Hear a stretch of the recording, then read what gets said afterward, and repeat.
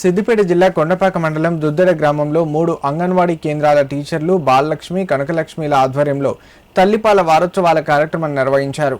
కార్యక్రమానికి సర్పంచ్ మిద్దె శివకుమార్, ఉప సర్పంచ్ పల్లె జానకి యాదగిరి ముఖ్య అతిథులుగా హాజరయ్యారు. గ్రామ పంచాయతీ పాలకవర్గం సభ్యులు గ్రామస్థాయి అధికారులతో కలిసి సర్పంచ్ జ్యోతి ప్రజ్వలన చేసి కార్యక్రమాన్ని ప్రారంభించారు.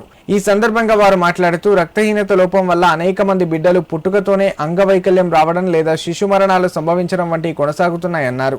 ఇలాంటివి అరికట్టాలంటే ప్రతి తల్లి గర్భం దాల్చిన నుండి స్వచ్ఛమైన పౌష్టికాహారాన్ని తప్పనిసరిగా తీసుకోవాలని, అప్పుడే బిడ్డ ఆరోగ్యంగా ఉంటుందన్నారు.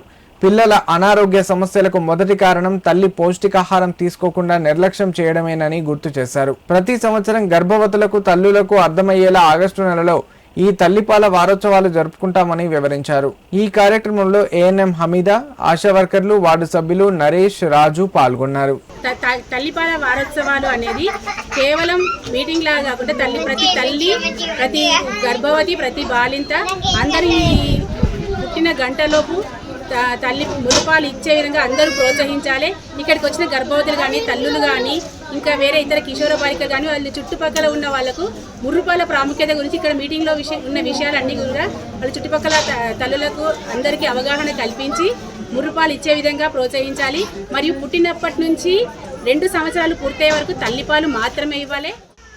మరియు పుట్టిన వెంబడి నుంచి 6 నెలల వరకు కూడా ఖచ్చితంగా అట్టి పాలు ఇవ్వాలని చెప్పేసి తల్లులను కోరుకుంటున్నాము.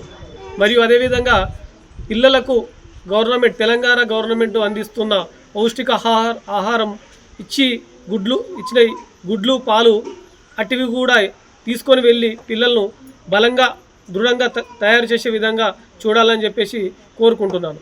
గర్భవతులందరూ ముఖ్యంగా అంగన్వాడీ సెంటర్లనే ఆహారం తీసుకోవాలని చెప్పేసి కోరుకుంటున్నాను.